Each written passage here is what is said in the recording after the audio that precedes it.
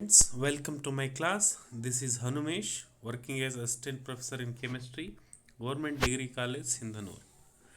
ಪ್ರಿಯ ಸ್ನೇಹಿತರೆ, ಇವತ್ತು ನಾವು first semester BSc chemistry syllabus ಬಗ್ಗೆ ಹೇಳ್ತಾ ಹೋಗ್ತೇನೆ. ಏನಿದೆ ನಿಮಗೆ ಸಿಲೆಬಸ್ಸು ಫಸ್ಟ್ ಸೆಮಿಸ್ಟರ್ದಲ್ಲಿ ಅನ್ನೋದನ್ನು. ಸೊ ನೀವು ಫಸ್ಟು ಈ ಸಿಲೆಬಸ್ ಬಗ್ಗೆ ಸ್ವಲ್ಪ ತಿಳಿದುಕೊಳ್ತಾ ಹೋಗಿ.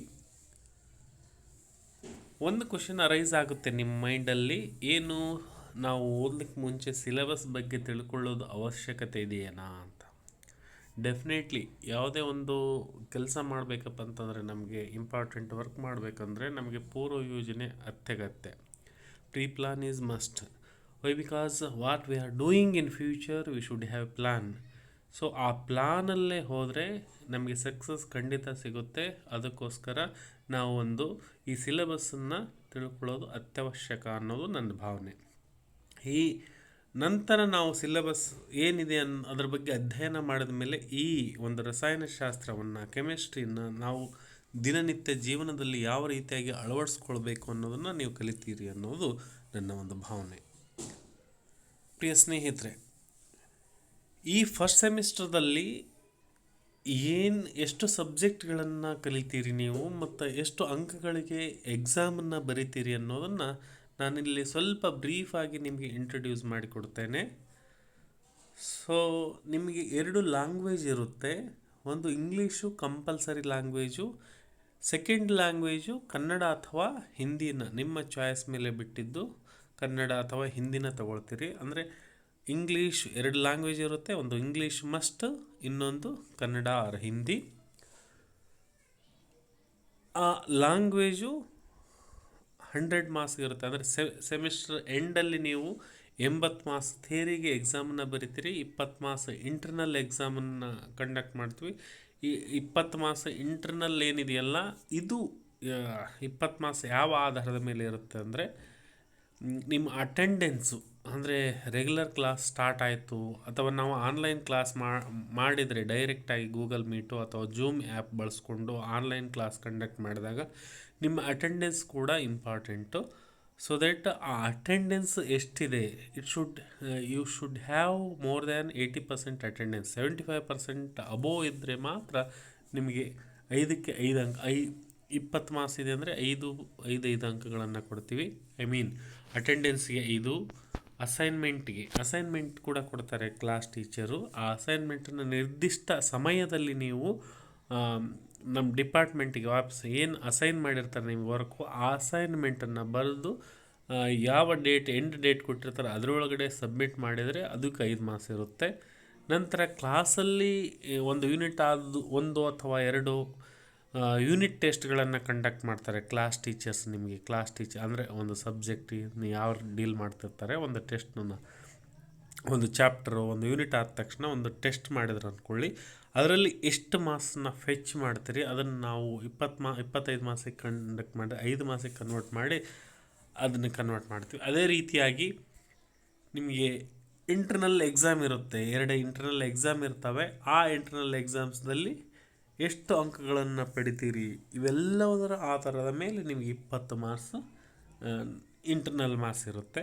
ಸೊ 80 ಮಾರ್ಕ್ಸ್ ಥಿಯರಿ ಎಕ್ಸಾಮನ್ನು ಫೈನಲ್ ಸೆಮಿಸ್ಟರ್ ಎಂಡಲ್ಲಿ ಬರಿತೀರಿ ಮತ್ತು 20 marks internal. Total 100 marks language ಇರುತ್ತೆ. ಒಂದು ಲ್ಯಾಂಗ್ವೇಜ್ಗೆ 2 ಇನ್ನೊಂದು ಕನ್ನಡ ಅಥವಾ ಹಿಂದಿಗೆ ಇದೆ ಸೇಮ್. ಯಾವ ರೀತಿ ಇಂಟರ್ನಲ್ ಮಾರ್ಕ್ಸ್ ಕೊಡೋದು ರೀತಿ ಹೇಳಿದ್ನಲ್ಲ, 4 ಸ್ಟೇಜಸ್ ಇರುತ್ತೆ. ಒಂದು attendance, second one is assignment, third one is class test, fourth one is internal exam.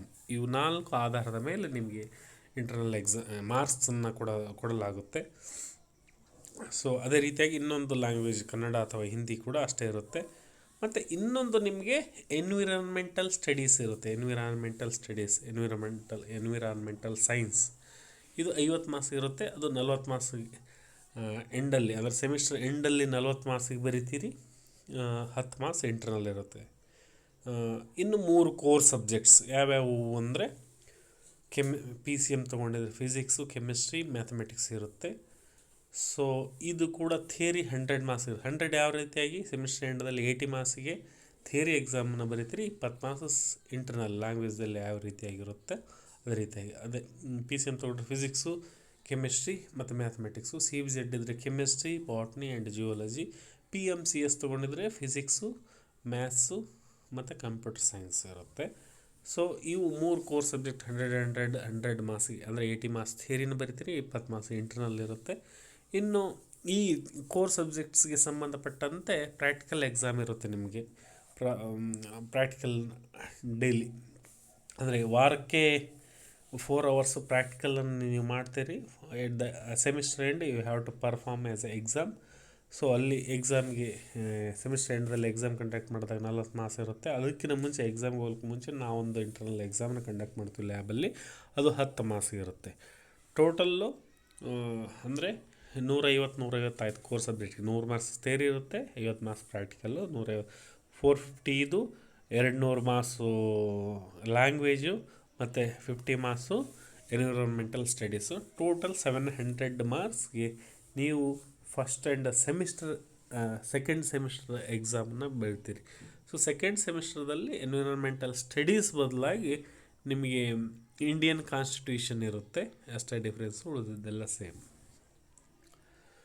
So ಈಗ ನಾವು ಫಸ್ಟ್ ಸೆಮಿಸ್ಟರ್ ಕೆಮಿಸ್ಟ್ರಿ ಸಿಲೆಬಸ್ ಏನಿದೆ ಅನ್ನೋದನ್ನು ಸ್ವಲ್ಪ ಬ್ರೀಫಾಗಿ ತಿಳ್ಕೊಳ್ತಾ ಹೋಗೋಣ. ನೋಡಿ, ಇಲ್ಲಿ ಟೋಟಲ್ 60 ಅವರ್ಸ್ ಇರುತ್ತೆ ಈ ಸೆಮಿಸ್ಟರ್ದಲ್ಲಿ. ಈ ಒಂದು ಪೇಪರ್, ಥಿಯರಿ ಪೇಪರು 60 ಲೆಕ್ಚರ್ಸ್ ಇರುತ್ತೆ. ಅದರಲ್ಲಿ ಆರ್ಗ್ಯಾನಿಕ್ಕು, ಇನ್ಆರ್ಗ್ಯಾನಿಕ್ಕು ಮೇನ್ ಇದೆ ಇದರಲ್ಲಿ. ನಿಮ್ಮಲ್ಲಿ ಫಸ್ಟ್ ಸೆಮಿಸ್ಟರ್ದಲ್ಲಿ ನೀವು ಈಗಾಗಲೇ ಫಸ್ಟ್ ಇಯರ್ ಪಿ ಯು ಸಿದಲ್ಲಿ ಈ ಒಂದು ಚಾಪ್ಟರ್ಗಳನ್ನು ಓದಿರಿ. ಸ್ವಲ್ಪ ಜಾಸ್ತಿ ಇರ್ಬೋದು ಅಷ್ಟೇ, ಅದಕ್ಕಿಂತ ಜಾಸ್ತಿ ಇರೋದಿಲ್ಲ, ಹೆಚ್ಚಿನ ಮಟ್ಟಿಗೆ ಇರೋದಿಲ್ಲ, ಸ್ವಲ್ಪ ಇರುತ್ತೆ. ಇನ್ಆರ್ಗ್ಯಾನಿಕ್ 30 ಮಾರ್ಕ್ಸು, ಆರ್ಗ್ಯಾನಿಕ್ 30 ಮಾರ್ಕ್ಸ್ ಮಾತ್ರ ಇದೆ ಈ ಒಂದು ಫಸ್ಟ್ ಸೆಮಿಸ್ಟರ್ದಲ್ಲಿ, ಫಿಸಿಕಲ್ ಇಲ್ಲ. ನೋಡಿ, ಅಟಾಮಿಕ್ ಸ್ಟ್ರಕ್ಚರ್ ಈಗಾಗಲೇ ನೀವು ಓದಿದ್ದೀರ. ಅಟಾಮಿಕ್ ಸ್ಟ್ರಕ್ಚರ್ದಲ್ಲಿ ಏನೇನು ಓದಿರ್ತೀರ ಅಂದರೆ ರಿವ್ಯೂ ಆಫ್ ಬೋರ್ಸ್ ಥಿಯರಿ ಓದಿರ ಆ್ಯಂಡ್ ಇಟ್ಸ್ ಲಿಮಿಟೇಷನ್ಸ್ ಕೂಡ ಓದಿರ. Dual behaviour matter and radiation, de Broglie relation, Heisenberg uncertainty principle, hydrogen atom spectra, ಇವೆಲ್ಲವನ್ನು ಓದಿದ್ದೀರ. ಸೊ ಏನೇನಿದೆ ಇದು ಸಿಗ್ನಿಫಿಕೆನ್ಸ್ ಆಫ್ ಕ್ವಾಂಟಮ್ ನಂಬರ್ಸ್ ಕೂಡ ಓದಿರ, ಆರ್ಬಿಟಲ್ ಆ್ಯಂಗ್ಯುಲರ್ ಮೊಮೆಂಟಮ್ ಓದಿದಿರ ಅಂತ ಹೇಳ್ತಾ ಇದ್ದೀನಿ. ಓದಿರ್ತೀರಿ, ಆದರೂ ಮರ್ತು ಹೋಗಿರ್ತೀರ. Again in first semester it is going to repeat, so that it is better to review once. ಹಿಂದೆ ನಿಮ್ಮ ಒಂದು first year P U C ಪುಸ್ತಕವನ್ನು ಮತ್ತೆ ಓದಿ. ಅಟಾಮಿಕ್ ಸ್ಟ್ರಕ್ಚರ್ ಅಂತ ಸೆಕೆಂಡ್ ಚಾಪ್ಟರ್ ಏನಿದೆಯೋ ಪಿ ಯು ಸಿ ಫಸ್ಟ್ ಇಯರ್ದಲ್ಲಿ, ಅದನ್ನು ಮತ್ತೆ ಓದ್ರಿ ಅಂತ ಹೇಳಲಿಕ್ಕೆ ಇಚ್ಛೆ ಪಡ್ತೀನಿ. ಯಾಕಂದರೆ ನೋಡಿ, ನೀವು ಸಿಲೆಬಸ್ ನೋಡ್ರೆ ಗೊತ್ತಾಗುತ್ತೆ, ನೀವು ಏನು ಫಸ್ಟ್ ಪಿ ಯು ಸಿದಲ್ಲಿ ಓದಿದಿರೋ ಅದೇ ಮತ್ತೆ ರಿಪೀಟ್ ಆಗ್ತಾ ಹೋಗ್ತಾ ಇದೆ. So that it will be very easy for you if you understand. ಇನ್ನು ಕೆಮಿಕಲ್ ಪಿರಿಯಾಡಿಸಿಟಿ, ಇಲ್ಲೆಲ್ಲ ನೋಡ್ರೆ ಗೊತ್ತಾಗುತ್ತೆ. ಕೆಮಿಕಲ್ ಪಿರಿಯಾಡಿಸಿಟಿ ಈ ಚಾಪ್ಟ್ರು. ಪಿರಿಯಾಡಿಕ್ ಟೇಬಲ್ ಅನ್ನೋದು ಕೂಡ 3rd ಚಾಪ್ಟರ್ನೇ ಇದೆ ಫಸ್ಟ್ ಪಿ ಯು ಸಿದಲ್ಲಿ. ಸೊ ಅಲ್ಲಿ ಓದಿದ್ರಪ್ಪ ಅಂತಂದರೆ ಅದರ ಮುಂದುವರಿದ ಭಾಗ ಏನಿಲ್ಲ, ಆಲ್ಮೋಸ್ಟ್ ಈಕ್ವಲ್ ಇದೆ. ನೀವು ಚೆನ್ನಾಗಿ ಓದಬೇಕು ಅಷ್ಟೇ, ಮತ್ತೇನಿಲ್ಲ. ಅದೇ ರಿಪೀಟ್ ಆಗಿದೆ. ಅಂದರೆ introduction first B S C ಒಂದು ಕೂಡಲೇ ಪಿ ಯು ಸಿದೆ ಇಂಟ್ರಡಕ್ಷನ್ ಇರುತ್ತೆ. ಹೆಚ್ಚಿನ ಭಾಗ 80% ಫಸ್ಟ್ ಇಯರ್ ಮತ್ತು ಸೆಕೆಂಡ್ ಇಯರ್ ಪಿ ಯು ಸಿದು ಏನಿರುತ್ತೋ ಅದೇ ಇರುತ್ತೆ. ಅದಕ್ಕೋಸ್ಕರ ಚೆನ್ನಾಗಿ ಆ ಪುಸ್ತಕಗಳನ್ನು C B S C books ಏನಿದಾವಲ್ಲ P U C first year second year, ಅದರಲ್ಲಿ ನೀವು ಚೆನ್ನಾಗಿ ಆ ನಾಲೆಜ್ ನಿಮ್ಮಲ್ಲಿತ್ತು ಅಂದರೆ B S C will be very easy for you. You can score more than 90% ಆರಾಮವಾಗಿ ನೀವು ಸ್ಕೋರ್ ಮಾಡ್ಬೋದು. ಮತ್ತು ಪರ್ಸೆಂಟೇಜೇ ಇಂಪಾರ್ಟೆಂಟ್ ಅಲ್ಲ, gaining knowledge is important. If you have knowledge definitely you can score ಅಂತ ನಾನು ಹೇಳಲಿಕ್ಕೆ ಇಚ್ಛೆ ಪಡ್ತೀನಿ. ಇದು ಕೆಮಿಕಲ್ ಪಿರಿಯಾಡಿಸಿಟಿ ಅಂದರೆ ಪಿರಿಯಾಡಿಕ್ ಟೇಬಲ್ ಬಗ್ಗೆ ಓದಿದ್ರಿ, ಅದೇ ಈ ಒಂದು ಫಸ್ಟ್ ಸೆಮಿಸ್ಟರ್ದಲ್ಲಿ ರಿಪೀಟ್ ಆಗ್ತಾ ಹೋಗುತ್ತೆ ನಿಮಗೆ. ಮತ್ತು next chapter chemical bonding and molecular structure, ಇದನ್ನು ಕೂಡ ಓದಿದ್ದೀರಾ ನೀವು. ಎಲ್ಲಿ ಓದಿದ್ದೀರಾ ಅಂದರೆ ಫಸ್ಟ್ ಪಿ ಯು ಸಿದಲ್ಲೇ ಓದಿದ್ದೀರಾ. ಕೆಮಿಕಲ್ ಬಾಂಡಿಂಗ್ ಅಂತ 4ನೇ ಚಾಪ್ಟರ್ ಏನೋ ಇದೆ, ಓದಿದರೆ ಅದು ಮತ್ತೆ ರಿಪೀಟ್ ಆಗ್ತಾ ಹೋಗಿ. ನೋಡಿ, ಅಯಾನಿಕ್ ಬಾಂಡಿಂಗು, ಕೋಲೆಂಟ್ ಬಾಂಡಿಂಗು, ಇದು Born Haber cycle. Ionic bonding, covalent ಬಾಂಡಿಂಗ್ದಲ್ಲಿ V approach, shapes, VSEPR theory, shapes of the molecule ಎಲ್ಲದನ್ನು ಕೂಡ ನೋಡಿದರೆ ನೀವು ಮಾಲಿಕ್ಯುಲರ್ ಆರ್ಬಿಟಲ್ ಥಿಯರಿ ಕೂಡ ಓದಿದಿರ. ಸೊ ಎಲ್ಲದನ್ನು ಓದಿದ್ದೀರ. ಅದಕ್ಕೋಸ್ಕರ ನಾನು ಮತ್ತೆ ಮತ್ತೆ ರಿಪೀಟ್ ಮಾಡೋದು ಏನಂದರೆ, ನೀವು ಫಸ್ಟ್ ಇಯರ್ ಸಿಲೆಬಸ್ಸನ್ನು ಚೆನ್ನಾಗಿ ಓದಿ ಅಂತ ಹೇಳಲಿಕ್ಕೆ ಇಚ್ಛೆಪಡ್ತೀನಿ. ಇನ್ನು 30 ಅವರ್ಸ್ದು ಅಲ್ಲಿ ಹೋಯಿತು. ಎಲ್ಲಿ ಇನ್ಆರ್ಗ್ಯಾನಿಕ್ ಕೆಮಿಸ್ಟ್ರಿದಲ್ಲಿ ಇನ್ನೂ 30 ಅವರ್ಸ್ 30 ಪೀರಿಯಡ್ಸ್ದು ಆರ್ಗ್ಯಾನಿಕ್ ಕೆಮಿಸ್ಟ್ರಿ ಇದೆ. ಫಂಡಮೆಂಟಲ್ಸ್ ಆಫ್ ಆರ್ಗ್ಯಾನಿಕ್ ಕೆಮಿಸ್ಟ್ರಿ, ನೀವು ಇದನ್ನು ಕೂಡ ಫಸ್ಟ್ PUC ದಲ್ಲಿ ಓದಿರಿ. Basic concepts of organic chemistry ಅಂತ ಇದೆ. ಆರ್ಗ್ಯಾನಿಕ್ ಕೆಮಿಸ್ಟ್ರಿ ಸ್ಟಾರ್ಟ್ ಆಯಿತು ಅಂದರೆ ಫಸ್ಟ್ PUC ದಲ್ಲಿ. ಸೊ ಫಿಸಿಕಲ್ ಎಫೆಕ್ಟ್ಸ್ ನೋಡಿ, ಅಲ್ಲಿ ಇನ್ನೂ ಹೆಚ್ಚಿನ ಮಾಹಿತಿಯನ್ನು ಪಡೆದುಕೊಂಡಿದ್ದೀರಿ ಫಸ್ಟ್ PUC ಸಿಲೆಬಸ್ಸಲ್ಲಿ. ಇದಕ್ಕೆ ನಾನು ಫಸ್ಟ್ PUC ಸೆಕೆಂಡ್ PUC ಅಂತ ಹೇಳ್ತಾ ಇದ್ದೀನಪ್ಪ ಅಂತಂದರೆ, ಈಗಾಗಲೇ ನಾನು ಸುಮಾರು 4.5 ವರ್ಷಗಳ ಕಾಲ PUCಯನ್ನು ಟೀಚ್ ಮಾಡಿ ಬಂದಿದ್ದೀನಿ. ಸೊ PUC ಚೆನ್ನಾಗಿ ಓದಿದ್ರಿ ಅಂದರೆ ಖಂಡಿತವಾಗಿ ಈ ಡಿಗ್ರಿ ಕೆಮಿಸ್ಟ್ರಿ ಸಿಲೆಬಸ್ ಫಸ್ಟ್ ಸೆಮಿಸ್ಟರ್ದಲ್ಲಿ ಬಹಳ ಬಹಳ ಬಹಳ ಸಿಂಪಲ್ ಆಗಿದೆ. ಅದಕ್ಕೋಸ್ಕರ ಫಸ್ಟ್ PUCನ ಮತ್ತೆ ಮತ್ತೆ ಓದಿ. ನಾವು ಕೂಡ ಹೇಳ್ತಾ ಹೋಗ್ತೀವಿ. ನಾವು ಈ ನಮ್ಮ ಟೀಚರ್ಸು ನಾನು ಕೂಡ ಹೇಳ್ತಾ ಹೋಗ್ತೀನಿ. ಆವಾಗ ನಿಮಗೆ ಸ್ವಲ್ಪ ಬೇಸಿಕ್ ನಾಲೆಜ್ ಇತ್ತು ಅಂದರೆ, ನೀವು ಆಲ್ರೆಡಿ ಕಲ್ತಿದ್ದೀರಾ, ಅದಕ್ಕೋಸ್ಕರ ನಾನು ಬೇಸಿಕ್ ನಾಲೆಜ್ ಇರಬೇಕು ಅಂತ ಒತ್ತಿ ಹೇಳ್ತಾ ಇದ್ದೀನಿ. ಸೊ ಫಂಡಮೆಂಟಲ್ಸ್ದಲ್ಲಿ ನೀವು ಸ್ಟ್ರಕ್ಚರು, ಕ್ಲೀವೇಜ್ ಆಫ್ ಬಾಂಡ್ಸ್ ಅಂದರೆ ಆರ್ಗ್ಯಾನಿಕ್ ಕಾಂಪೌಂಡ್ಸಲ್ಲಿ organic molecules are made up of covalent bonding, ಅದು ಯಾವ ರೀತಿಯಾಗಿ ಕ್ಲೀವ್ ಆಗುತ್ತೆ ರಿಯಾಕ್ಷನ್ ಆಗುವಾಗ, ಹೋಮೋಲೈಸಿಸು ಹೆಟ್ರೋಲೈಸಿಸು ಓದಿದ್ದೀರಾ. ಸೊ ಮತ್ತು structure, shape and reactivity of organic molecules, nucleophile ಅಂದ್ರೇನು, ಎಲೆಕ್ಟ್ರೋಫೈಲ್ ಅಂದ್ರೇನು, ಸೊ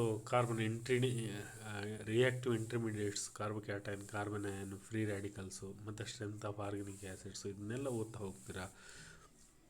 ಇನ್ನು ಸ್ಟೀರಿಯೋ ಕೆಮಿಸ್ಟ್ರಿ ಅಷ್ಟೊಂದು ಓದಿಲ್ಲ ನೀವು. ಎಲ್ಲಿ ಸ್ವಲ್ಪ ಮಟ್ಟಿಗೆ ಓದಿರಿ ಫಸ್ಟ್ PUCದಲ್ಲಿ. ಇದು ಕನ್ಫಾರ್ಮೇಷನಲ್ ಐಸೋಮರ್ಸ್ನ ಓದಿದ್ದೀರ ಎಲ್ಲಿಯಪ್ಪ ಅಂತಂದರೆ, so ಈಥಿನ್ molecule staggered and ಎಕ್ಲಿಪ್ಸ್ಡ್ conformation ಬಗ್ಗೆ ಓದಿದ್ದೀರ. ಕನ್ಫಾರ್ಮೇಷನಲ್ ಐಸೋಮರ್ಸ್ ಅಂತ ಹೇಳ್ತೀವಿ. ಸೊ ಇನ್ನು ಹೆಚ್ಚಿಂದು ಈ ಒಂದು ಸಿಲೆಬಸ್ದಲ್ಲಿ ಓದೋಣ ಅಂತ ಹೇಳ್ತಾ ಹೋಗ್ತೇನೆ. ಸೊ ಇನ್ನು ಆಲಿಫ್ಯಾಟಿಕ್ ಹೈಡ್ರೋಕಾರ್ಬನ್ಸು, ಅಲ್ಕೈನ್ಸು ನೀವು ಫಸ್ಟ್ ಇಯರ್ PUCದಲ್ಲಿ ಓದಿರ. ಫಸ್ಟ್ ಇಯರ್ PUCದಲ್ಲಿ ಏನು ಓದಿದ್ದೀರೋ ಅದೇ ಇಲ್ಲಿ ಇದೆ. ಸೊ ಇಲ್ಲಿ ಅಪ್ ಟು 5 ಕಾರ್ಬನ್ ಆಟಮ್ಸ್ವರೆಗೆ ನಾವು ಪ್ರಿಪ್ರೇಷನ್ನು, ರಿಯಾಕ್ಷನ್ಸು ಎಲ್ಲ ಓದ್ತಾ ಹೋಗ್ತೇವೆ. ಸೊ ಇದನ್ನು ತಿಳ್ಕೊಳ್ರಿ ಅಂತ ಹೇಳ್ತಾ ಇಲ್ಲಿಗೆ ಈ ಒಂದು ಸಿಲೆಬಸ್ ಕಾಪಿನ ಮುಗಿಸ್ತಾ ಇದ್ದೀನಿ. ಥ್ಯಾಂಕ್ ಯು, ಧನ್ಯವಾದ.